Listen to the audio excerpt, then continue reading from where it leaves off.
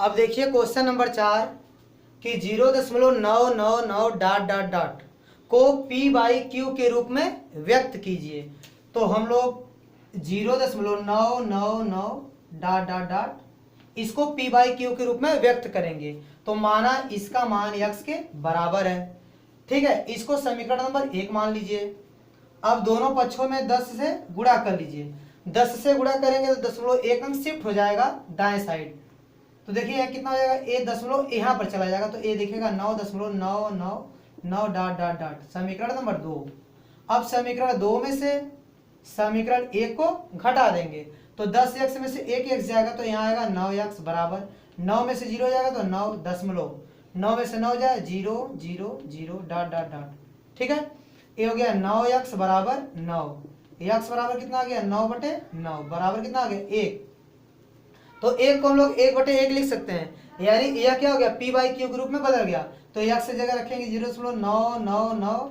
बराबर कितना आ गया 1। तो 0.999 ... को हम लोग p/q के रूप में बदल लिए, ठीक है। एक आ गया, 1 को 1/1 लिख देंगे तो ये p/q के रूप में बदल गया। लेकिन इसके बाद फिर क्या करना है, क्या आप अपने उत्तर से आश्चर्यचकित हैं?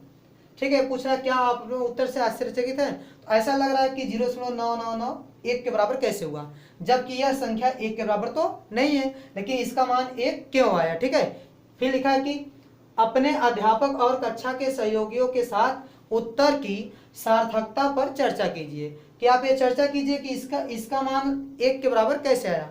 तो ठीक है, इसके लोग चर्चा कर लेते हैं। इसके बाद देखिए,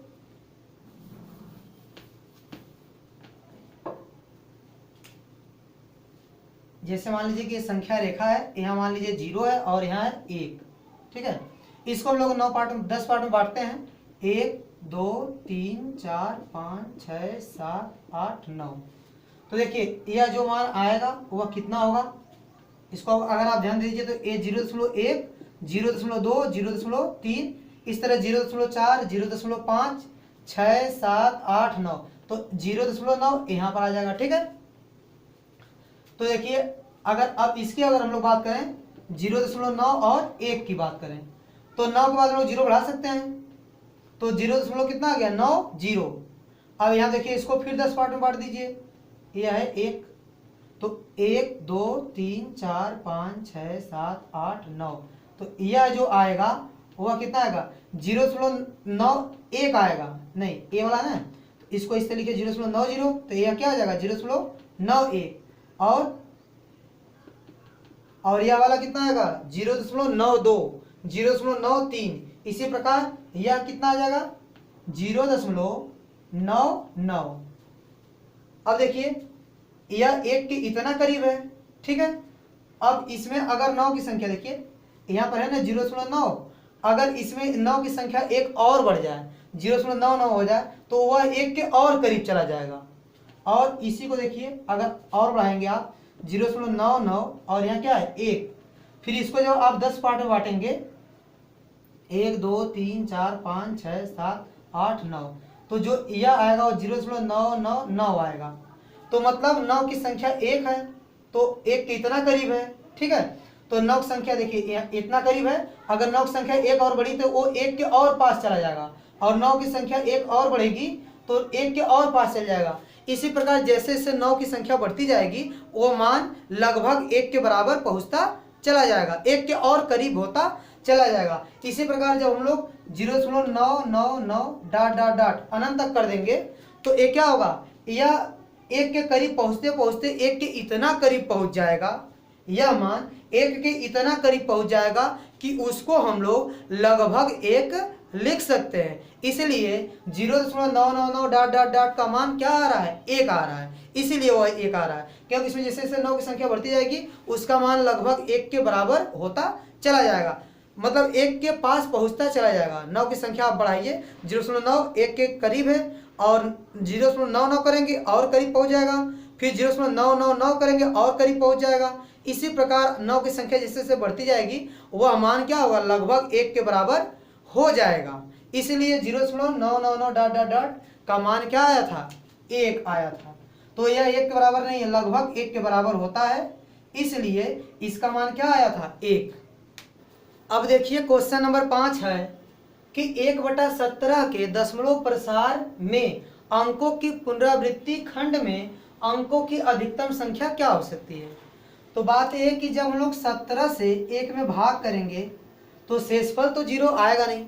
17 से किसी संख्या में भाग करने पर शेषफल 0 नहीं आएगा। तो शेषफल क्या आ सकता है, 1 में जब हम लोग भाग करें तो शेषफल 1 आ सकता है, या 2 आ सकता है, या 3 आ सकता है, या 1 से लेकर 16 तक कोई भी संख्या आ सकती है। जब हम लोग 17 से 1 में भाग करेंगे तो शेषफल क्या आ सकता है, 17 से कम और 0 तो आएगा, मतलब 1 से लेकर 16 तक कोई भी संख्या आ सकती है।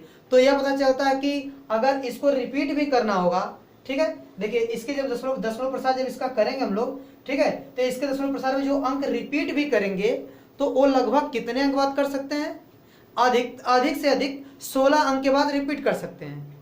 अधिक से अधिक क्या होगा, 16 के बाद क्या करेंगे, रिपीट जरूर करेंगे, क्योंकि 16 प्रकार से इसका शेषफल आ सकता है। जब 17 से लोग भाग देंगे तो शेषफल क्या आ सकता है, 16 प्रकार से आ सकता है। कौन कौन, 1 से लेकर 16 तक कोई भी संख्या। इसका मतलब पता चलता है कि अधिकतम 16 अंक के बाद फिर क्या करेगा, वो रिपीट जरूर करेगा। तो इसने बोला कि 1/17 के दशमलव प्रसार में अंकों के पुनरावृत्ति खंड में अंकों की अधिकतम संख्या क्या हो सकती है। तो हम लोग लिखेंगे यहाँ पर लिखेंगे हम लोग कि 1/17 के दशमलव प्रसार में अंकों के पुनरावृत्ति खंड में अंकों की अधिकतम संख्या 16 हो सकती है। कितनी हो सकती है, 16 हो सकती है। अपने उत्तर की जांच करने के लिए विभाजन क्रिया कीजिए। तो उत्तर की जांच करने के लिए हम लोग क्या कर सकते हैं, विभाजन क्रिया कर सकते हैं। तो मैं यहाँ पर 17 से भाग देकर लिख चुका हूँ, ठीक है, टाइम बचाने के लिए। तो 17 से जब भाग देंगे 1 में तो देखिए इस तरह भाग करते करते जाएंगे तो फिर लास्ट में फिर शेषफल आपको 1 मिल जाएगा। अब फिर अगर आप भाग करेंगे तो फिर यही रिजल्ट प्राप्त होगा। तो मतलब अब भाग करते जाएंगे तो यही चीज बार बार क्या करेगा, रिपीट करेगा। तो अगर इसको आप लोग गिने तो देखिए 16 अंक है, यह 16 अंक है, मतलब 16 अंक बाद क्या करेगा, फिर अपने मान को रिपीट कर रहा है। अब क्वेश्चन नंबर 6 है कि P/Q, Q is not equal to 0 के रूप में परिमेय संख्याओं के अनेक उदाहरण लीजिए, जहां P और Q क्या है, पूर्णांक है जिनका एक के अतिरिक्त कोई उभयनिष्ठ गुणनखंड नहीं है, ठीक है, और जिनका शांत दशमलव निरूपण है। दशमलव कैसा है, शांत, मतलब P/Q का जो दशमलव निरूपण है वो कैसा है, शांत है, अर्थात शेषफल 0 आता है। क्या आप यह अनुमान लगा सकते हैं कि Q को कौन सा गुण अवश्य संतुष्ट करेगा। मतलब अगर P/Q शांत दशमलव के रूप में है तो Q को ऐसी संख्या होनी चाहिए कि भाग देने पर शेषफल क्या आ जाए, 0। तो लोग जानते हैं कि किस संख्या से हम लोग भाग देंगे कि शेषफल 0 आ जाएगा।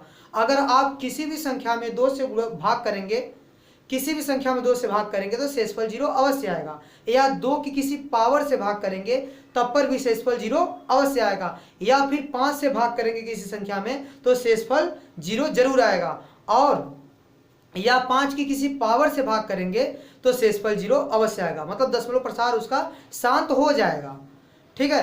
तो हम लोग क्या कर सकते हैं कि Q का मान क्या होना चाहिए, Q का मान 2 या 2 की कोई पावर होनी चाहिए, 2 या 2 की कोई घात, या फिर 5 या 5 की कोई घात होनी चाहिए, या फिर 2 की घात और 5 की घात का गुणनफल होना चाहिए। अर्थात हम कह सकते हैं कि Q का मान 2 की पावर m और 5 की पावर n का गुणनफल होना चाहिए। अर्थात Q क्या होना चाहिए, Q का मान 2 की पावर m गुणे 5 की पावर n के रूप का होना चाहिए, जहां m n क्या है, पूर्ण संख्याएं हैं, पूर्ण संख्याएं हैं, ठीक है, जहां m n क्या है, पूर्ण संख्याएं हैं। तो Q का मान इतना अगर होगा 2 की पावर m गुणे 5 की पावर n के रूप का होगा, जहां m n क्या है, पूर्ण संख्याएं हैं, तो P/Q शांत दशमलव के रूप में अवश्य होगा, ठीक है। यही लिख देंगे, जो हम बोले हैं वही इसमें लिख देंगे। तो यह क्वेश्चन नंबर 6 भी हो जाएगा। कौन सा गुण संतुष्ट करेगा इसमें कि Q का मान 2 की पावर m गुणे 5 की पावर n के रूप का होना चाहिए, जहां m n क्या है, पूर्ण संख्या है, पूर्ण संख्या अर्थात 0, 1, 2, 3, 4, डॉट डॉट डॉट, ठीक है। इसके बाद देखिए क्वेश्चन नंबर 7 लिखा है कि ऐसी 3 संख्याएं लिखिए जिनके दशमलव प्रसार अनावसानी अनावर्ती हो। तो मतलब ऐसी संख्या जिसका दशमलव प्रसार क्या हो, अशांत और अनावर्ती। तो ऐसी संख्याएं क्या होती हैं, अपरिमेय संख्या होती है। तो इसमें कोई 3 अपरिमेय संख्या लिख देंगे, वही मेरा उत्तर हो जाएगा। जैसे करड़ी में 2, करड़ी में 3 और करड़ी में 5। यह मेरा उत्तर हो जाएगा। यह संख्याएं कैसी है, अशांत और अनावर्ती। अब देखिए क्वेश्चन नंबर 8। क्वेश्चन नंबर 8 है परिमेय संख्याओं 5/7 और 9/11 के बीच 3 अलग अलग अपरिमेय संख्याएं ज्ञात कीजिए। तो पहले देखिए जो 5/7 है उसको हम लोग क्या लिख सकते हैं, 7 से भाग करेंगे 5 में, तो भाग जाएंगे 0.50 हो जाएगा, फिर 7 7 49, ठीक है। तो फिर यहाँ 1 बचेगा, 0 7 1 7, फिर 3 हो जाएगा 0, फिर 7 के 21, 7 चौक 28, 4 हो जाएगा, 7 चौक 28, तो यहाँ बचेगा 2 और ये हो जाएगा 0, ठीक है। फिर 7 दूनी 14, फिर बचेगा 6 हो जाएगा 60, फिर 7 बटे 56, फिर बचेगा 4, फिर हो जाएगा 40, फिर 7 बचे 35, फिर 5 40। तो फिर वही चीज़ रिपीट करेगा, क्योंकि जब 5 में भाग देना, देखिए 5 फिर मिल गया, फिर वही रिपीट करेगा। मतलब इसका मान कितना आ जाएगा, 0.714285 बार, ठीक है। अब इसी प्रकार देखिए, अब 9/11 का मान कितना आएगा, 9/11 का मान कैसे मिलेगा, 11 से भाग दे देंगे 9 में, ठीक है। तो भाग जाएगी ना, तो 0.90 हो जाएगा, 11/88, फिर बचेगा 2, 0 हो जाएगा, फिर 11 का नाम 11, फिर बचेगा 9, फिर वही चीज़ आ गई, 9 आ गया, फिर रिपीट करेगा। इसका मतलब इतना बार, इसका मतलब कितना हो गया है, 0.81 बार। तो यह तुमको मान पता चल गया इन दोनों का, ठीक है। अब इसके बाद इनके बीच में 3 अपरिमेय संख्या ज्ञात करनी है। तो इनके बीच में 3 अपरिमेय संख्या कौन कौन से होंगे, देखिए 0.71 और 0.81। तो 71 और 81 के बीच में कुछ संख्याएं आ सकती हैं, जैसे 0.72, 0.73, 0.74, ठीक है, 7 5 7 6 सब आ सकती हैं। 0.81 से कम और 0.71 से ज़्यादा, उनके बीच में ये सब संख्या आ सकती है। तो ये 3 अपरिमेय संख्याएं लिख देते हैं हम लोग। देखिए कैसे, 0.72 0 7 2 0 0 7 2 0 0 0 7 2 डॉट डॉट डॉट, और इसी प्रकार इसको भी लिख देंगे, ठीक है। फिर 7 3, फिर 0 0 0 7 3। देखिए ये संख्या क्या है, अशांत है, और क्या है, अनावर्ती, रिपीट भी नहीं करेगा, ये रिपीट भी नहीं कर रहा, और क्या है, शांत भी नहीं, मतलब यह अशांत और क्या है, अनावर्ती है। इसलिए क्या जाएगा, अपरिमेय संख्या है, और जो क्या होंगी, इन दोनों के बीच में होंगी। देखिए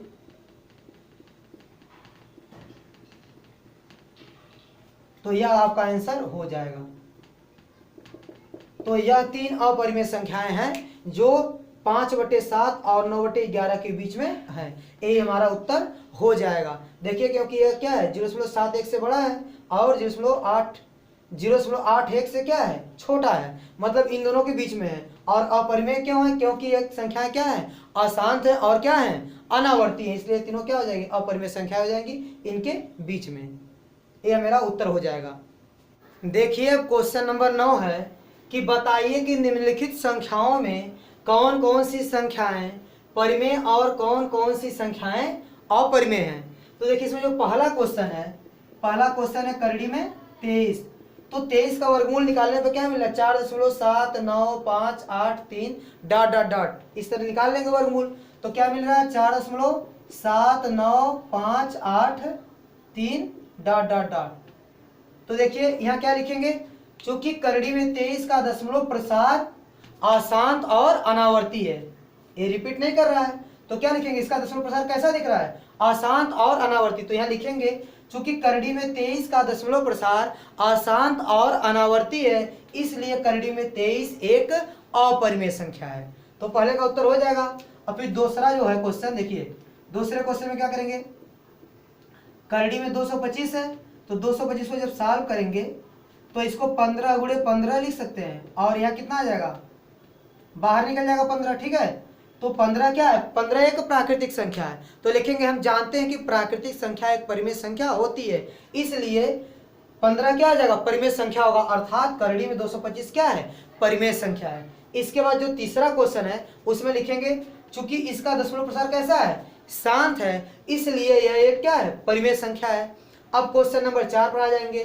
क्वेश्चन नंबर 4 में देखिए ये क्या है, अशांत है, लेकिन क्या कर रहा है, 4 7 8 4 7 8 क्या कर रहा है, रिपीट कर रहा है। तो यहाँ लिखेंगे चूंकि इसका दशमलव प्रसार क्या है, अशांत है, परंतु क्या है, आवर्ती है, इसलिए यह एक क्या हो जाएगा, परिमेय संख्या हो जाएगा। इसमें इसको लिख देंगे। और देखिए रिपीट कर रहा है 4 7 8 4 7 8, तो इस पर इस तरह बार भी लगा सकते हैं। तो यहाँ लिख सकते हैं चूंकि यह इसका दशमलव प्रसार क्या है, इसका दशमलव प्रसार कैसा है, अशांत है, परंतु क्या है, आवर्ती है, इसलिए एक परिमेय संख्या होगी। अब इसमें देखिए पांचवें में देखिए ये रुक भी नहीं रहा है और क्या कर रहा है, रिपीट भी नहीं कर रहा है, रिपीट भी नहीं कर रहा है, इसलिए यहां लिखेंगे चूंकि इसका दशमलव प्रसार, ठीक है, इसका दशमलव प्रसार कैसा है, अशांत और अनावर्ती है, इसलिए यह क्या होगी, एक अपरिमेय संख्या।